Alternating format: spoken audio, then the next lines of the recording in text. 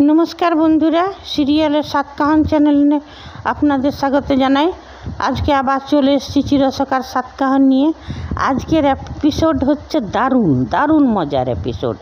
एखन देखा जाच्छे जे जखन ओदेरके पुलिश निये चले गेल तखन बाबिल और मिटिल ओई ओदेर माने बाक्स टाक्सगुलो निये एलो सब जेगुलोते करे मुचका मुचकी गुछिয়ে ওরা পালাচ্ছিল ওইগুলো নিয়ে এলো গয়না খুঁজবার জন্যে।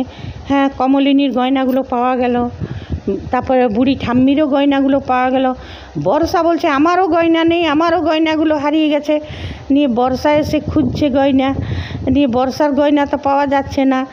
নিয়ে তারপরে ওইটা নিয়ে হচ্ছে ঝামেলা। তখন লক্ষ্মীমণি কেঁদেই যাচ্ছে, আমার পেটের ছেলে এমনি করলো, আমার পেটের ছেলেকে আমি কি করে অবিশ্বাস করি। তখন মিঠি বলল যে ঠাম্মি পেটের ছেলে বলেই তাকে অবিশ্বাস করবে না, আর পেটের ছেলে নয় অবিশ্বাস করতে হবে এটার কোনো মানে নেই। যে যেমন কর্ম করবে তাকে তেমনিভাবেই তো করা উচিত। বলছে আমার অন্ধের যষ্টি। তখন বলছে এইবারে তুই কি বলবি। মাসিমণি বলছে যে লক্ষ্মী এইবারে তুই কি বলবি। বলছি কি বলবো, চুপ করে আছে। এদিকে বর্ষা খুব গয়না গয়না। তো কুর্চি বলছে কি বর্ষা, তখন তো শ্বশুরমশাইয়ের নামে 2 ঢোক জল বেশি খেতে। তুমি তো সবসময় শ্বশুরমশাইকে খুব গার্ড করে রাখতে, সোহিনী আন্টিকে খুব ভালোবাসতে, আর সোহিনী আন্টিও তোমাকে খুব ভালোবাসতো, তো তোমাদেরকেও ছাড়লো না। আর এদিকে সমানে ঝগড়া করেই যাচ্ছে বুবলাইয়ের সাথে, আমার গয়নাগুলো পাচ্ছি না। তখন বুবলাই বললো দেখো মায়েরটা পাওয়া গেল, ঠাম্মিটা পাওয়া গেল, তোমারটাও আছে, আর একটা বাক্সটা আছে, ওইটা খুলো। নিয়ে ওই বাক্সটা যখন খুললো বাবিল, বর্ষা নিজেই খুললো, তো দেখছে ওইটাতে বাড়ির দলিলটা পাওয়া গেল। তারপরে কমলিনীকে বাড়ির দলিলটা দিল। বলছে এটা আবার কি, তো দেখছে বাড়ির দলিল। বলছে দেখুন মা, আপনার ছেলের কীর্তি, এই বাড়ির দলিলটা এটাকে জালি করে বিক্রি করে দিত, তারপর আমাদেরকে দূর দূর করে তাড়িয়ে দিত। যদিও ব্যাপারটা এত সহজ হতো না, কিন্তু করেছিল তো, বাপরে। তারপরে বর্ষার গয়নাগুলো আর পাওয়া যাচ্ছে না। তারপরে দেখা গেল অনেক টাকা, হ্যাঁ ওই বাক্সটাতে অনেক টাকা। তো বর্ষা বলছে এই টাকাগুলো কোথা থেকে এলো। হ্যাঁ না গয়না, তখন বুবলাই বলছে যে টাকা গয়নাগুলো তো পেয়েছো, এবারে টাকা কোথা থেকে এলো ওটা জেনে তুমি কি করবে। তো বলছে গয়নাগুলোই তো পাইনি। তখন কুর্চি বলছে যে বর্ষা দেখো, আমাদের তো গয়না কারু চুরি, আমাদের তো কারু টাকা চুরি হয়নি। হ্যাঁ, আর ওরও তো মানে দাদারও তো এমন কিছু ইনকাম ছিল না যে এত টাকা আসবে। নিশ্চয়ই তোমার গয়নাগুলো বিক্রি করে দিয়েছে আর সেই টাকা। এইটা শুনে তো বর্ষার আর এই টাকাগুলো তুমি নিয়ে নাও, আর টাকাগুলো নিয়ে আর যে বুবলা সিং তোমার বাবা চোর, তোমার বাবা চোর। হ্যাঁ, মানে চোরের উপর বাটপাড়ি আর কি। আজকের আমি এটাই ক্যাপশন দিব, চোরের উপর বাটপাড়ি। বর্ষা ঠাম্মির গয়না চুরি করে শাশুড়িকে ফাঁসাতে গেছিল, তো এইবারে বর্ষারই গয়না চুরি হয়ে গেল। আর কে করলো, বর্ষারই সহকারী, যাকে বাবা বাবা বাবা করতো। হ্যাঁ, আর এদিকে বুবলাই বলছে আমার বাবা চোর, তো আমি কি করব, তুমি একদম বলবে। বুবলাইয়ের খারাপ লাগছে, বুবলাইয়ের তো খুব ইমোশনাল ছিল না বাবার নামে। আর বর্ষা ওই কথাই বলে যাচ্ছে বাবা চোর। আর এদিকে সোহিনীর মেয়েটা বলছে যে সোহালিয়া বলছে আমার একদম মরে যেতে ইচ্ছে করছে। তো বলছে তোমার কেন মরে যেতে ইচ্ছে করছে, তুমি তো কিছু করনি। বাবিল বলছে তোমার মা বাবা যেটা করেছে সেটা দোষ তো তোমার নয়।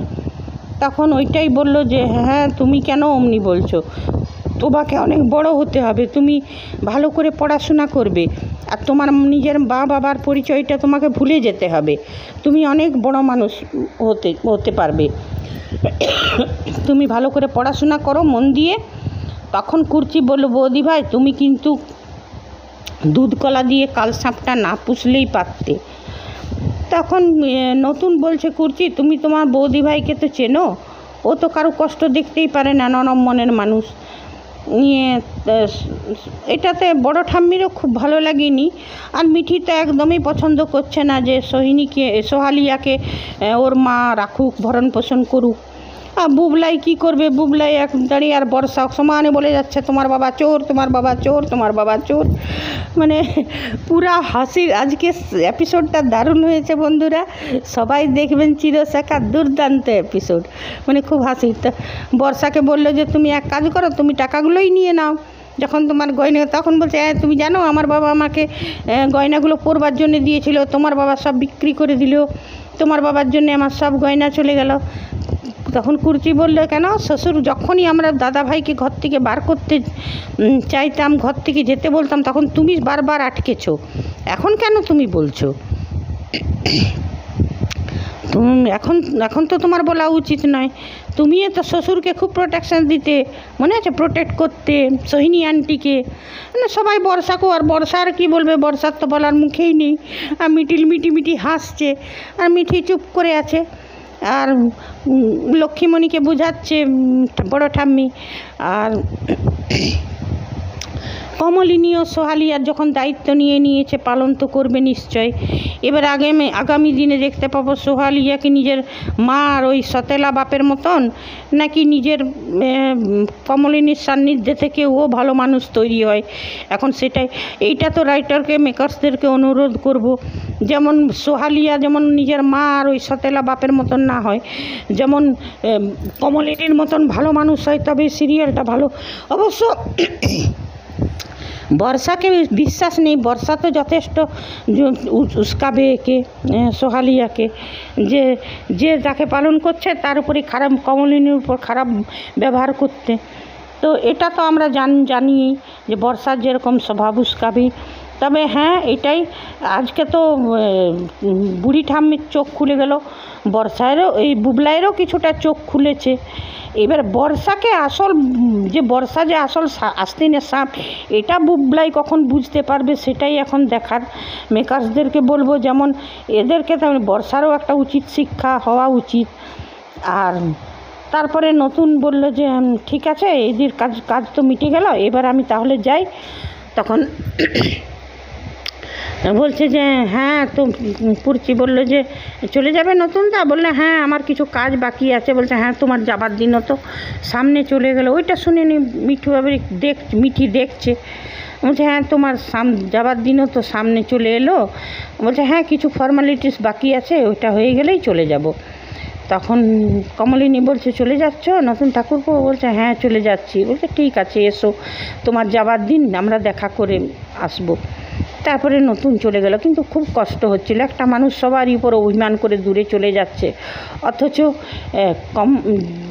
হ্যাঁ, কমলিনী কিন্তু একটা কথা বলেছিল যে পেটের ছেলে হয়েও তা আপনাকে কিছু করেনি, আর পেটের ছেলে না হয়েও অনেক কিছু করেছে আপনাকে। সেটা তো আপনি চিনতে পারলেন না, বুঝতে পারলেন না, সেটা আপনার দুর্ভাগ্য।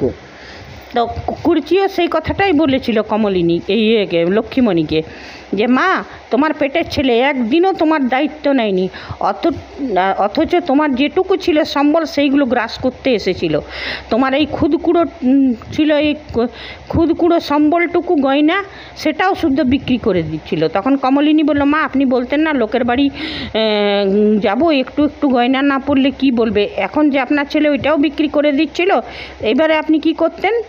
হ্যাঁ, সেইটাই বললো যে পেটের মানে লক্ষ্মীমণি এখনও কি বুঝতে পারলো যে চন্দ্র পেটের ছেলে হয়েও কিচ্ছু কখনো করেনি, উল্টা মায়ের সব ঝেড়ে ফেলতে চেয়েছে, সব নিতে চেয়েছে। আর নতুন নিজের ছেলে না হয়েও অনেক করেছে, প্রাণ ঢেলে করেছে। এইগুলো কখন আগামী দিনে নিশ্চয় দেখতে পাবো যে রাইটার্স মেকার্সরা এগুলোই দেখাচ্ছে, যে লক্ষ্মীমণি অনুতপ্ত, বুবলাই অনুতপ্ত। আর বর্ষারও স্বরূপটা দেখতে পাবো যে বর্ষা কি করে। আর তবে হ্যাঁ, এটা খুব বুকটা টনটন করে উঠলো যে মানুষটা প্রাণপাত ধরে করে গেল, সে অভিমানে দূরে চলে যাচ্ছে, অথচ ওকে আটকাবার কেউ নেই। মিঠি অবশ্য যে পরে আটকাবে, কিন্তু মিঠিও কম অপমান করেনি। এটাও বুঝেনি যে এই মানুষটার হার্টের প্রবলেম আছে, কেউ বুঝে না। এ যদি কিছু হয়ে যায় তখন আমরা কি করব? চাহে এই মানুষটা চলে গেলে পৃথিবী থেকে, তা আমাদের কি লাভটা হবে, এটাও কেউ ভাবেনি। কেমন মানে স্বার্থপর দুনিয়া। মেকার্স হয়তো কিছুটা বাস্তবেই দেখাচ্ছে যে দুনিয়াটা এমনি স্বার্থপরই হয়, যতক্ষণ করো ততক্ষণ ঠিক আছে, আর না করলে কেউ কারো নয়। তবে হ্যাঁ, কমলিনী শ্রদ্ধা করে, সম্মান করে, ভালোবাসে, কিন্তু কমলিনীও এই মানুষটার জন্য সেরকম কিছু করতেই পারে না। মানে সংসারের কাছে, লোকের কথার কাছে ও লাচার হয়ে যায়। সে যাই হোক বন্ধুরা, আগামী দিনে নিশ্চয়ই দেখতে পারবো সোহালিয়া কমলিনীর সাথে আছে আর ভালো মানুষ হয়ে উঠছে। এইটাই রাইটার মেকার্সদের কাছে আশা করব, এটাই যেন করে। আর আগামী দিনের আবার আসবো নেক্সট এপিসোডের নতুন সাতকাহন নিয়ে। আজকে যদি আপনাদের এপিসোডটা ভালো লেগেছে তো লাইক করবেন, কমেন্ট করবেন, আর আমার কথার সাথে যদি সহমত থাকেন তাও কমেন্ট করবেন, না থাকেন তাও কমেন্ট করবেন। ধন্যবাদ।